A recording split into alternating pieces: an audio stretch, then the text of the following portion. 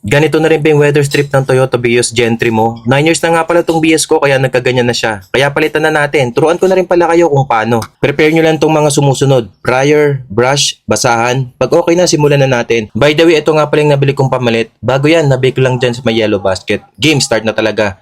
Gamit tong prior, baklasin natin tong lumang weather strip. Kaso mahinang klase tong prior na to. Wait, kuha tayo mas malaki. Ayan.